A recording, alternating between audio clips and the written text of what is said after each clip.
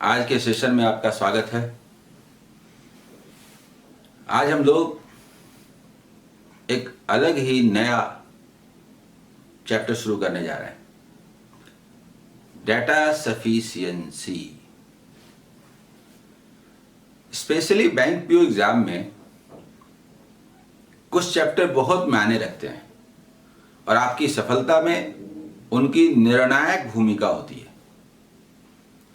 Data interpretation, data sufficiency, series, approximate values, simplification, data inequality, ये जो chapters हैं उसमें डेटा इंटरप्रिटेशन से तो परंपरागत 20 क्वेश्चंस आते रहे और अब तो बढ़ गया और बाकी से 5 करके आते हैं।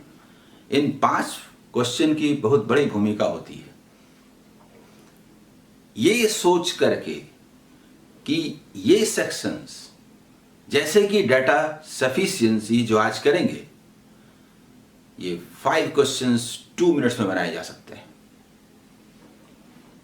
समझ लीजिए इसका क्या महत्व है। विथ 100% एक्यूरेसी, यानी अगर किसी एग्जाम में सफलता पानी है तो इस पर कमांड जरूरी है। अब डेटा सफिशिएंसी चैप्टर के बारे में बात करते हैं। ये दरअसल चैप्टर नहीं है, ये मेथड है, क्वेश्चन पूछने का एक पैटर्न है। चैप्टर तो प्रॉफिट एंड लॉस है, एवरेज है, HCF LCM है, सिंपल कंपाउंड इंटरेस्ट है, लेकिन जिस तरह से एलिगेशन एक मेथड है वैसे ही डेटा सफिशिएंसी एक मेथड है। इस चैप्टर में किसी भी चैप्टर का क्वेश्चन आ सकता है, whether data is sufficient, data are sufficient और नॉट, और इस पर आपको सोचना है। आप क्या सोचते हैं इस चैप्टर के बारे में? ये हार्ड है, इजी है? वैसे हार्ड जैसा कुछ होता नहीं है। हार्ड इजी का सेंस ये है कि जिसमें बहुत सारे ब्रांचेज होते हैं, बहुत सारे काम करने पड़ते हैं, तो थोड़ा ध्यान देना पड़ता है, बस इसी को हार्ड बोलते हैं।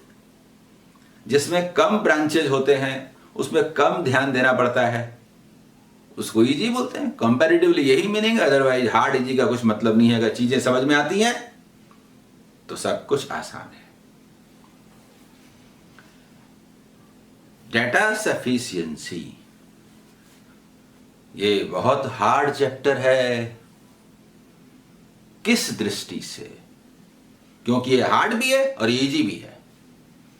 मैं बताता हूं ये कैसे हार्ड है और मैं बताता हूं कैसे आसान है। ये एक बहुत हार्ड चैप्टर है। क्यों? कैसे? अरे किसी चैप्टर में प्रॉफिट एंड लॉस में, सिंपल इंटरेस्ट में, कंपाउंड इंटरेस्ट में, HCF LCM में हम क्वेश्चन बनाते हैं तो आंसर हो जाता है। यहां क्वेश्चन बनाने से भी आंसर नहीं होता। यहां कब नहीं बनेगा ये भी मालूम होना चाहिए। यानी किसी चैप्टर पर जब तक पूरा कमांड नहीं होगा, डाटा सफिशिएंसी में आप अच्छा परफॉर्मेंस नहीं दे सकते। और पूरा कंसेप्ट चाहिए किसी चैप्टर विशेष का, तो हार्ड हुआ कि नहीं? इस दृष्टि से यह हार्ड है। फिर मैं ही कहता हूं डेटा सफिशिएंसी, अरे ये तो बहुत आसान चैप्टर है। बोलिएगा कैसे? सुनिए कैसे। किसी चैप्टर में, चाहे वो प्रॉब्लम बेस्ड ऑन एजेज हो, पार्टनरशिप हो, इंटरेस्ट हो, आप सॉल्व करते हैं, वैल्यू निकलता है तो ना आंसर होता है और आप टिक लगाते हैं। वहां सॉल्व करते हैं, यहां तो सॉल्व करना ही नहीं है। यहां तो किन से आंसर मिलेगा, आंसर निकालना ही नहीं है। किन से आंसर मिलेगा ये दिल ने, दिमाग ने कह दिया तो आंसर। बताइए बताइए बताइए। देख लिए कि इस तो आंसर मिलने वाला ही नहीं है, डेटा इनएडिक्वेट। 2 सेकंड में किसी क्वेश्चन का आंसर आप 2 सेकंड में दे सकते हैं, ऐसा भी होगा। इसलिए अगर चैप्टर पर कमांड है तो यह आपकी सफलता का आधार बनेगा। नेचुरली जैसा कि अभी तक हम लोग बातचीत किए कि डाटा सफिशिएंसी तो एक मेथड है, क्वेश्चन पूछने का एक ढंग है, और इसमें चैप्टर्स के क्वेश्चंस आते हैं, तो चैप्टर्स पर कमांड जरूरी है। तो आप डाटा सफिशिएंसी पढ़ने के पहले चैप्टर्स को बढ़िया से पढ़ लीजिएगा, उसके बाद डाटा सफिशिएंसी में आइएगा। ठीक है? डाटा सफिशिएंसी में होता क्या है हम लोग डिटेल बात करेंगे।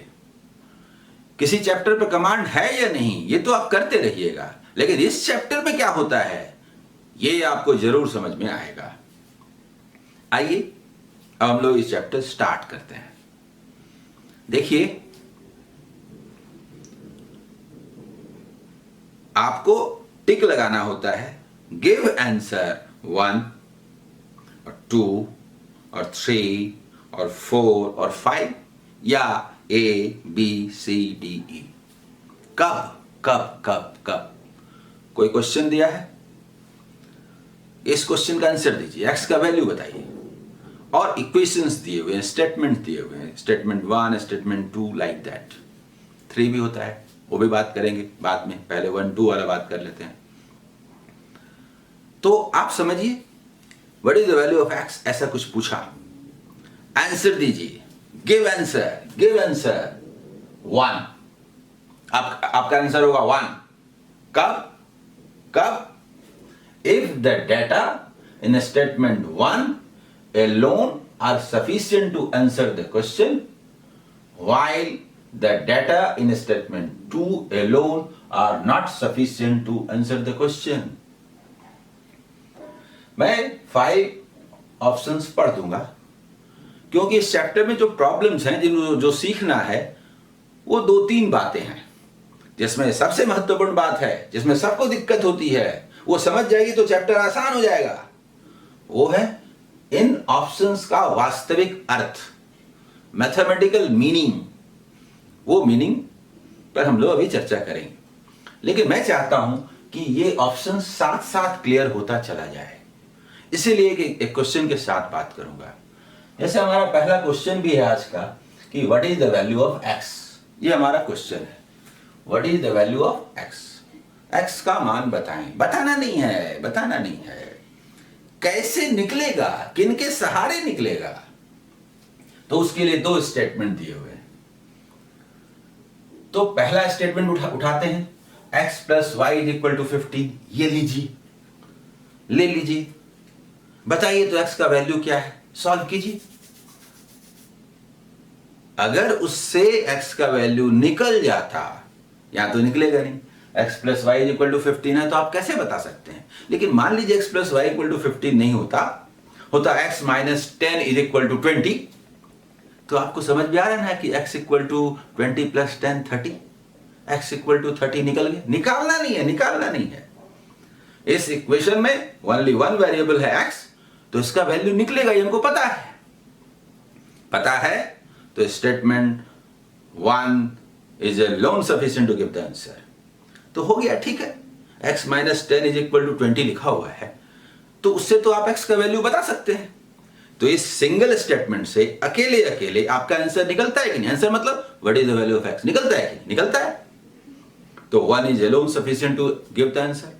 अब स्टेटमेंट 1 को वापस कर दीजिए और स्टेटमेंट 2 लीजिए। मान लीजिए स्टेटमेंट 2 यही है, 3x - y = 1। बोले लीजिए तो 3x - y = 1। थोड़ा बनाइए तो x का मान क्या है, कैसे मान निकालिएगा भाई। 2 अननोन से 1 इक्वेशन कांट बी डिटरमिन, बोलेगा नहीं निकलेगा। That's the point. Statement 1 is alone sufficient to give the answer, but statement 2 is alone not sufficient to give the answer। इस स्थिति में आपका आंसर होगा 1 का मतलब समझे। अब सेकंड, जस्ट उल्टा, inverse. If the data in statement 2 alone are sufficient to answer the question, while the data in statement 1 alone are not sufficient to answer the question। ये क्वेश्चन का मतलब समझे। जैसे देखिए, what is the value of x, ये question है, पूछा गया, और आपको पहला स्टेटमेंट दिया गया x plus y equal to 15, ये लीजिए बनाइए, निकलेगा answer. x plus y equal to 15 है, तो इससे आप बता देंगे कि x का वैल्यू क्या है। नहीं ना निकलेगा तो बोलेगा नहीं निकलेगा भाई। अच्छा नहीं निकलेगा, मतलब स्टेटमेंट 1 से अकेले अकेले आंसर नहीं मिलता है, ठीक है, तो वापस कर दीजिए। अब वो वापस ले लीजिए। Statement 1 is alone not sufficient to give the answer. अब स्टेटमेंट 2 देते हैं। 2 मान लीजिए ये नहीं है, कुछ और है, लिखा हुआ है 5x इज इक्वल टू 100, ये स्टेटमेंट 2 है।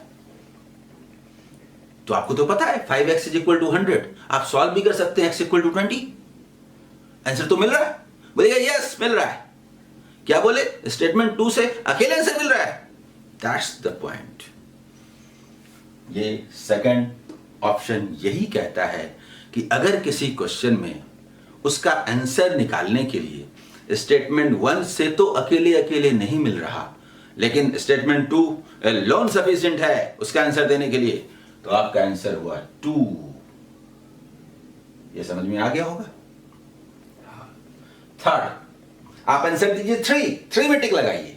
कब, जब ऐसा हो मतलब if the data in both statements 1 and 2 together are necessary to answer the question। सबसे ज्यादा दिक्कत इसी को समझने में होती है, स्टूडेंट को सबसे ज्यादा दिक्कत कि दोनों मिल करके, स्टेटमेंट 1 से भी अकेले नहीं मिलता, 2 से भी नहीं मिलता, दोनों मिल के आंसर देते हैं। जैसे हमारा ये पहला क्वेश्चन, इसका सॉल्यूशन कर ही लेते हैं। आइए आइए देखिए देखिए देखिए, यहां देखिए, what is the value of x, ये क्वेश्चन है, ठीक है, बनाते हैं। तो दीजिए स्टेटमेंट, दिया x plus y is equal to 15। अब इससे x का वैल्यू निकाल रहे हैं, तो ये तो निकलेगा नहीं, तो यस नहीं निकलेगा। Statement 1 is alone not sufficient to give the answer. चलिए वापस कर दीजिए। अब 2 दीजिए, स्टेटमेंट 2 दीजिए, 3x minus y is equal to 1, दीजिए। अब इससे x का वैल्यू निकालिए, इससे भी तो निकलेगा नहीं, निकलेगा क्या, 3x minus y is equal to 1 है तो x का वैल्यू निकलेगा, नहीं निकलेगा ना, दो स्टेटमेंट चाहिए ना, इससे तो निकलेगा, इसमें तो 2 अननोन्स है, इससे भी नहीं निकलेगा। ये प्री कंडीशन है, neither 1 not 2 alone sufficient to give the answer. न 1 से अकेले मिलता आंसर, न 2 से अकेले मिलता आंसर। तब सवाल उठता है, ऐसा कीजिए, दोनों एक साथ दे दीजिए, तो 1 और 2 दोनों एक साथ हाथ में, yes both constitute the solution. क्यों, ये तो आप अंडर मैट्रिक बनाते आए हैं बार बार। x plus y equal to 15, 3x minus y equal to 1, ये दोनों को सॉल्व कीजिए तो x का वैल्यू निकलेगा। सॉल्व नहीं करना है, आपको मालूम है सॉल्व करेंगे तो निकलेगा। Yes both are necessary to give the answer, means both combining together are sufficient to give the answer. Answer is 3, C या 3, जो भी A B C करके है या 1 2 3 करके है, तो ये 3 इज द आंसर। यानी सचमुच में अगर हम इसमें बात करें तो हमारा आंसर हुआ 3। क्यों हुआ समझ में? इसके बाद 4, if the data either in statement 1 alone or in statement 2 alone are sufficient to answer the question।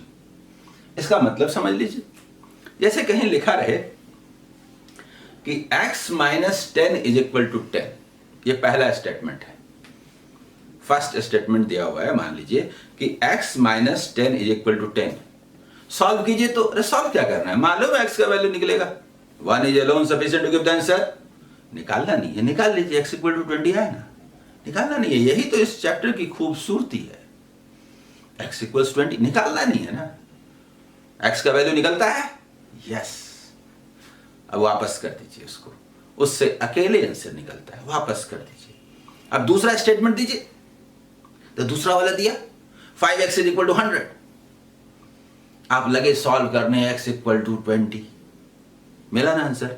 अरे सॉल्व करने की क्या जरूरत है? One unknown, one equation sufficient to give the answer. Two is alone sufficient to give the answer also. Yes, one से भी अकेले answer मिलता है, स्टेटमेंट टू से भी अकेले आंसर मिलता है. That is the case when either is used. Answer is 4. समझ गए? और अब है 5. 5 क्या है? 5 क्या है? जैसे मान लीजिए इस क्वेश्चन को लिया, ठीक है, इस क्वेश्चन को लिया, स्टेटमेंट 1 दिया, आंसर नहीं मिला, वापस कर दीजिए. स्टेटमेंट 2 दिया, उससे भी अकेले आंसर नहीं मिला, वापस कर दीजिए. अब दोनों एक साथ ले लीजिए. आंसर मिल गया तो 3, ये वाला आंसर. दोनों मिलके भी यदि आंसर नहीं दे सका, some more data needed, there answer is 5. यही कहता है, if the data even in both the statements in 1 and 2 together are not sufficient to answer the question, that is data inadequate. That means data not sufficient. आंकड़े अपर्याप्त हैं, जो आप कहीं भी किसी भी चैप्टर में बार बार ऐसा सॉल्व होते हुए देखते हैं. देखिए, तो आप इसका मतलब समझ गए? नहीं, मतलब समझना तो महत्वपूर्ण पार्ट है. इस पर हम लोग फिर से एक बार बात करते हैं, क्योंकि इसको समझने में ही दिक्कत होती है. मैं तो रोज क्लासेस लेता हूं, रोज सैकड़ों स्टूडेंट्स को पढ़ाता हूं और उनके प्रॉब्लम्स फील करता हूं. मुझे पता है कि आपको कहां दिक्कत हो रही है. सुनिए सुनिए, किसी क्वेश्चन में क्या देखते हैं? पूछा गया, what is the value of x? What is the value of x? तो स्टेटमेंट 1 दिया, कुछ भी x + y = 15 दिया. हमेशा स्टेटमेंट को अकेले लीजिए. स्टेटमेंट 1 को अकेले लिया, देखिए आंसर मिलता है कि नहीं. आंसर मिल गया तो एक डायरेक्शन जाएगा, और नहीं मिला तो दूसरा डायरेक्शन जाएगा. सारे डायरेक्शंस को समझ लीजिए आप. 1 से आंसर मिल गया, मान लीजिए, अगर 1 से मिल गया तो अब 2 को पकड़िए. अगर 2 भी अकेले आंसर दे दिया तो आइदर 4 आंसर, और अगर 2 नहीं दे पाया तो 1 answer. 1 is alone sufficient to give the answer, but 2 alone not. समझ गए? अच्छा, दूसरी बात कि 1 से नहीं मिला, स्टेटमेंट 1 से x का वैल्यू नहीं मिला, तो पकड़ के रखिए, 1 से नहीं मिला, 2 को पकड़ के लाइए. अगर 2 से अकेले मिल गया, आंसर इज 2, और 2 से भी अकेले नहीं मिला, रुक जाइए. यही तो केस है, यही तो दिक्कत होती है. ना 1 से अकेले मिल रहा है, ना 2 से अकेले मिल रहा है. तब दोनों को एक साथ आपको दे दिया. अगर दोनों मिलके आंसर दे दिया तो 3, दोनों मिलके भी आंसर नहीं दे सका तो 5. मुझे लगता है अब आपको ये ऑप्शन समझ में आ गए होंगे. अब हम लोग क्वेश्चंस पर आते हैं. इसमें फर्स्ट क्वेश्चन पर हम लोग चर्चा कर चुके हैं. देखिए, बहुत मजा आएगा. समझने के बाद तो तुरंत आंसर दे दीजिएगा. फिर भी मैं समझाऊंगा. समझते समय असल में धीरे धीरे समझना चाहिए, करते समय फास्ट करना चाहिए. आइए, what is the first term in A sequence of numbers? Number का एक सीक्वेंस है, उसमें कुछ रूल एग्जिस्ट करता है, एक सीरीज टाइप का है. उस सीरीज में आपको बताना है कि पहला वाला टर्म कौन है, फर्स्ट टर्म कौन है, ये बताना है. ठीक है? सीरीज में फर्स्ट टर्म कौन है? फर्स्ट होगा, सेकंड होगा, थर्ड होगा, फोर्थ होगा, फिफ्थ होगा. फर्स्ट टर्म कौन है, ये क्वेश्चन है कि फर्स्ट टर्म बताइए क्या होगा. कैसे बताएं? तो लीजिए, पहला स्टेटमेंट देते हैं. First statement is third term is 12. पहले इसको ले लीजिए. अरे थर्ड टर्म 12 है, तुमको कैसे मालूम होगा फर्स्ट टर्म क्या है? ना ना ना, नहीं मिलेगा. Statement 1 alone is not sufficient to give the answer. किसी सीरीज में थर्ड टर्म बता दे, अब बोले पहला बताइए, हम कैसे बता दें? 1 alone not sufficient to give the answer. अब उसको वापस कर दीजिए, अपने पास नहीं रखना है, वापस. हाँ, तो अब स्टेटमेंट 2 पढ़ते हैं. The second term is twice the first term. देखिए ऐसे करके है ना, first second third, second term is twice the first term and the third term is 3 times the second term. सिर्फ ये बात, अरे कोई किसी का 4 गुना है, 5 गुना है, 2 गुना है, 3 गुना है, ये बोलने से पता थोड़े चलेगा कि आप कितना है। दिस इज रूल, वैल्यू चाहिए, वैल्यू। तो सिर्फ रूल से ये पता नहीं चलेगा कि कोई टर्म कौन सा है। रूल बताने के साथ साथ आपको टर्म भी बताना पड़ेगा। तो आप समझ रहे हैं, आप समझ रहे हैं कि statement 2 alone not sufficient to give the answer, उसको भी वापस कर दीजिए, वापस कर दीजिए। अब आप देख रहे हैं 1 से भी अकेले आंसर नहीं मिल रहा, 2 से भी अकेले आंसर नहीं मिल रहा, समझ गए। अब तो हमारे पास 2 ही केस है, दोनों मिलके या तो आंसर देगा तो 3, नहीं देगा तो 5, और दोनों मिलके यस। कैसे नहीं मिलेगा? देखिए फर्स्ट टर्म से सेकंड का रिलेशन दिया, सेकंड से थर्ड का रिलेशन दिया, और ये वाला टर्म बता दिया, तो ये भी निकल जाएगा और ये भी निकल जाएगा। निकालना नहीं है, निकालना नहीं है, बोथ कंस्टिट्यूट द सॉल्यूशन।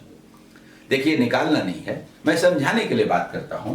ये क्या कहा जा रहा है? Second term is twice the first. जैसे अगर ये 1 है तो ये 2 है, and the third term is 3 times the second. इसका 3 टाइम्स है तो ये 6 है, ये 2 टाइम्स है तो ऐसा है, ये 3 टाइम्स है तो 6 है। यही हुआ ना। और इसमें से बता दे कि द थर्ड टर्म इज 12। अगर ये 12 है तो किसका 3 गुना करने से 12 आता है? 12 तो 4, और किसका 2 गुना करने से 4 आता है? तो 2 आंसर। लेकिन ये 2 आंसर नहीं हुआ ना। क्या आंसर है ये थोड़े बताना है। फर्स्ट टर्म क्या है निकालना थोड़े है। फर्स्ट टर्म क्या है ये निकलेगा किनके सहारे, उनका आंसर 1 2 3 4 5 में देना है, और दोनों को मिलाने से फर्स्ट टर्म का वैल्यू निकलता है। That is the point. Both constitute the solution, both are necessary, so answer is 3, answer is 3, answer is 3, answer is 3। आपको ये बात समझ में आ गई होगी कि फर्स्ट टर्म 2 है ये निकालना नहीं था। फर्स्ट टर्म 2 है चाहे कोई भी है, वो निकलेगा कैसे? तो दोनों मिलके ही आंसर देगा, तभी निकलेगा। यही इस डाटा सफिशिएंसी में होना है। तो आपको ये बात समझ में आ गई होगी।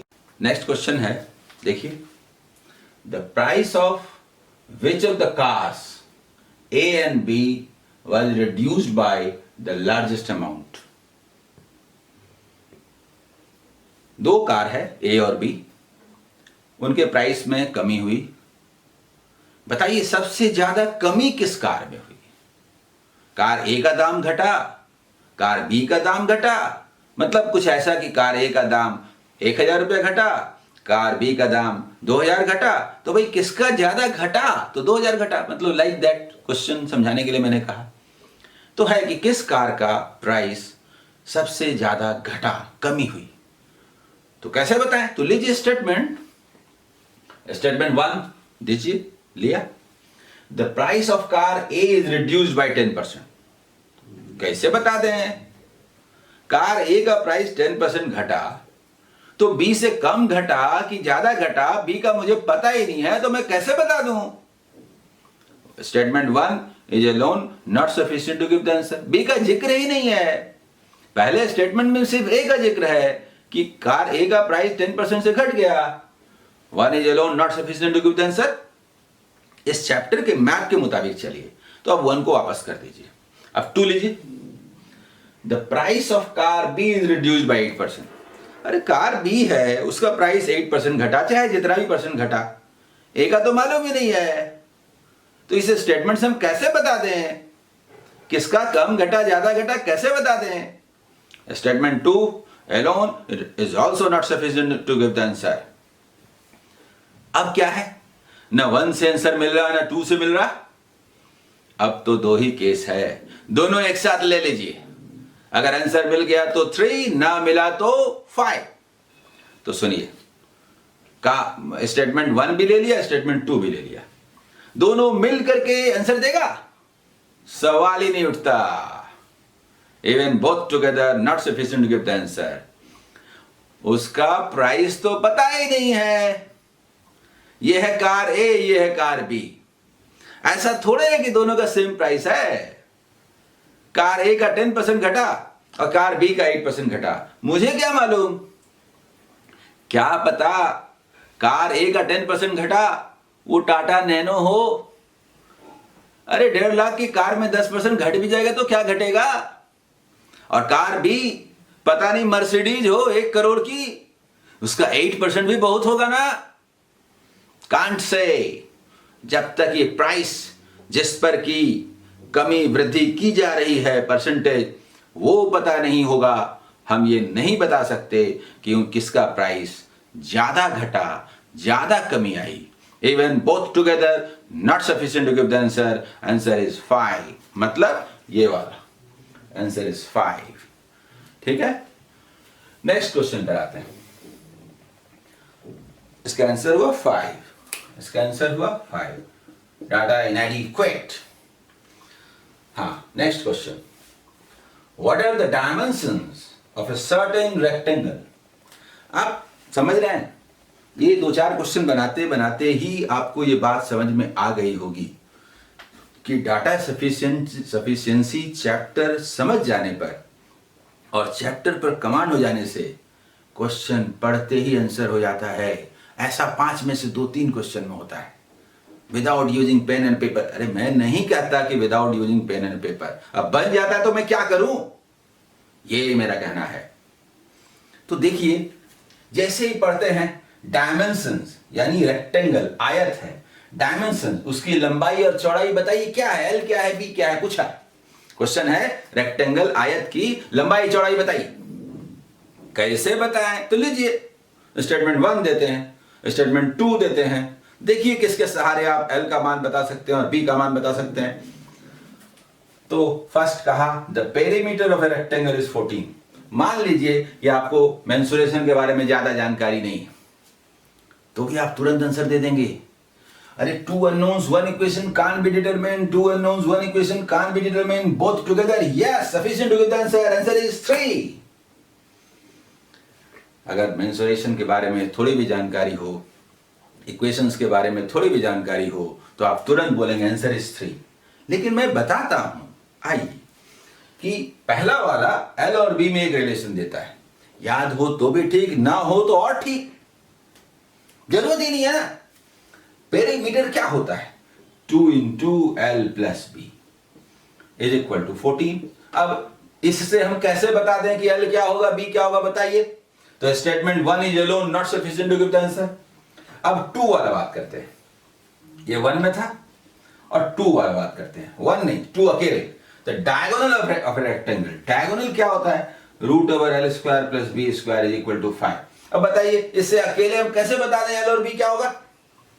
तो अकेले एलोन तो ना 1 सफिशिएंट है ना 2। अब तो सवाल है दोनों को लेके मिलेगा कि नहीं, कैसे नहीं मिलेगा।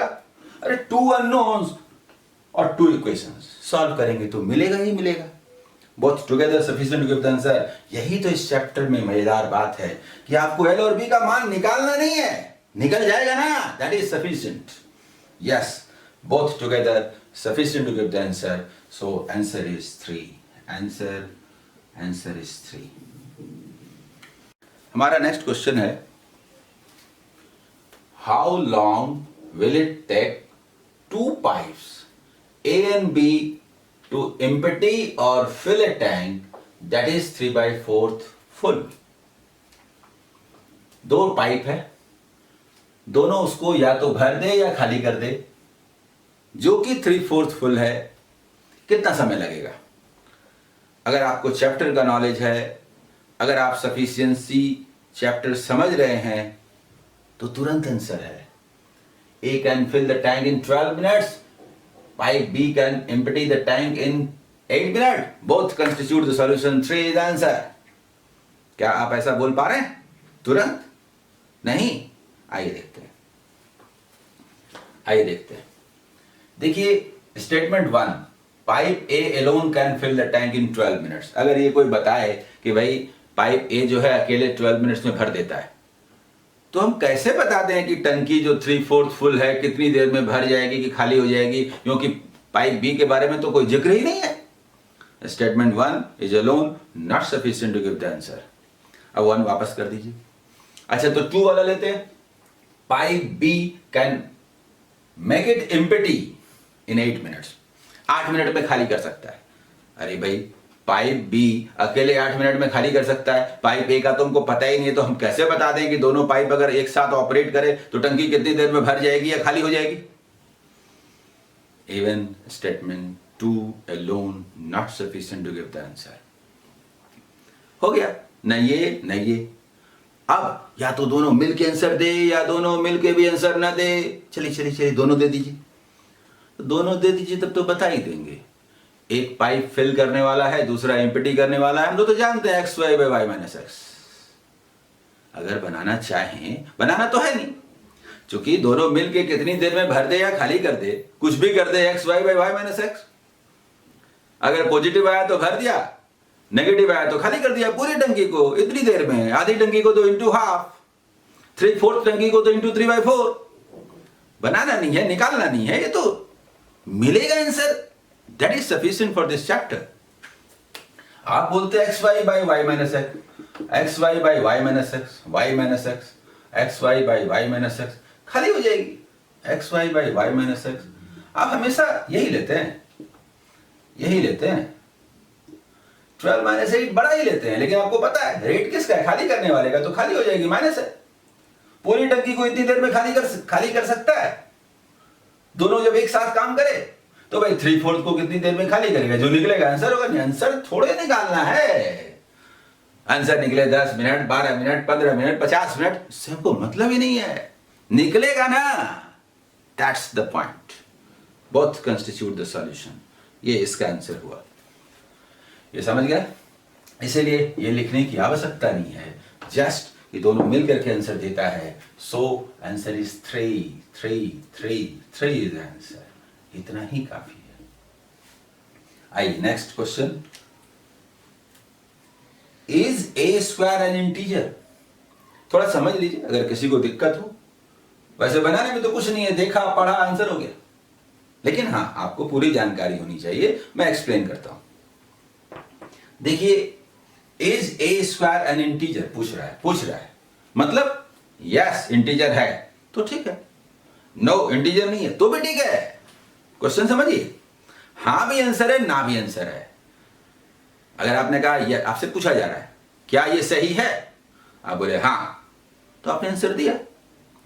नहीं, ये भी आंसर है, लेकिन बोलेगा हाँ कभी तो सही हो गया था लेकिन कभी कभी तो गलत हो जाता है। This is not the answer. अगर सही है, हर हालत में सही होना चाहिए। एक भी एग्जाम्पल ढूंढ दें जिसमें गलत हो गया तो आपका आंसर गलत, और गलत है तो हर हमेशा गलत होना चाहिए। एक भी आंसर ढूंढ दे जिसमें सही है तो आप गलत नहीं रहे, नहीं बोल सकते हमेशा गलत है। तो ये ध्यान रहे, is a square an integer? Yes भी आंसर है, नो भी आंसर है, लेकिन in some cases yes and in some cases no, ये आंसर नहीं है, ऐसा नहीं होना चाहिए। हाँ, तो क्या पूछ रहा है? Is a square an integer? A square, कोई भी नंबर हो ए, उसका स्क्वायर करेंगे तो इंटीजर आना चाहिए, यानी whole number including 0 and with positive and negative sign. यानी सीधा सीधा समझिए 0, 1, 2, 3, 4, 5 अप टू इंफिनिटी, और -1, -2, -3, -4 etc, इधर माइनस इंफिनिटी। इन्हीं नंबर्स को इंटीजर्स कहते हैं। ए स्क्वायर इसमें से ही कोई है या नहीं? साफ साफ आंसर दीजिए, यही हमारा क्वेश्चन है। कैसे आंसर दें? तो लीजिए बताता हूं। स्टेटमेंट 1 दीजिए। A is a negative whole number. Statement 1 कहता है A is a negative whole number. अरे नेगेटिव होल नंबर रहे चाहे पॉजिटिव होल नंबर रहे, तो स्क्वायर करेंगे ए का तो हमेशा पॉजिटिव हो जाएगा। अब पॉजिटिव हो जाएगा और होल नंबर तो रहेगा ही। ए अगर नेगेटिव होल नंबर है, -4 है, -3 है, -8 है, -7 है, +8 है, -8 है, कुछ भी है, स्क्वायर करेंगे तो पॉजिटिव हो जाएगा। पॉजिटिव नहीं भी होता तो क्या फर्क पड़ता है? 8 होगा, स्क्वायर किया, A is a negative whole number, और उसका स्क्वायर किया तो क्या होगा? -1 का स्क्वायर 1, -2 का square 4, they are all integers, always integer. तो yes, answer is yes. Statement 1 is alone sufficient to give the answer कि हाँ ए स्क्वायर इंटीजर है। हाँ, कैसे दे सके? 1 से अकेले दे दिया आंसर। अब 1 वापस कीजिए। अब स्टेटमेंट 2 देते हैं, 4a square is an integer. 4a square integer, तो a स्क्वायर इंटीजर है या नहीं, ये आंसर देना है। तो कैसे दें, क्या पता 4 से मल्टीप्लाई करने के बाद इंटीजर बनता होगा, उसके पहले तो इंटीजर नहीं था। 2 is alone not sufficient to give the answer. अगर ये बात समझ में नहीं आती तो ठीक है, स्टेटमेंट जो कहता है लिख के देखिए। 4a स्क्वायर कहीं है, मान लीजिए ये 4a स्क्वायर है, ये क्या इंटीजर, मतलब डॉट डॉट डॉट डॉट -5 -4 -3 -2 -1 0 1 2 3 4, यही सब होगा ना कुछ। ये तो इंटीजर है तो इसमें से कुछ भी हो सकता है। तो ऐसी स्थिति में a स्क्वायर क्या होगा, 4 से डिवाइड होगा, तो -5/4 -4/4 -3/4 -2/4 -1/4 0/4 1/4 2/4, लाइक दैट। यहां तो इंटीजर हुआ, यहां तो नहीं हुआ, यहां तो नहीं हुआ, नहीं हुआ, नहीं हुआ, हुआ। इसका मतलब कभी होता है कभी नहीं होता है। 4a स्क्वायर अगर इंटीजर है तो a स्क्वायर इंटीजर नहीं भी हो सकता है, नहीं हो सकता है, नहीं हो सकता है, नहीं हो सकता है, हो सकता है, यानी कभी होगा कभी नहीं होगा। यानी स्टेटमेंट 2 अकेले आंसर देने में सक्षम नहीं है। तो आंसर क्या हुआ, 1। बोलिए आपको ये डाटा सफिशिएंसी चैप्टर कैसा लगा, आपको कॉन्फिडेंस आ रहा है? हालांकि हम लोग अभी लगातार और क्वेश्चंस बनाते रहेंगे, तब तक बनाएंगे जब तक आपका कमांड ना हो जाए।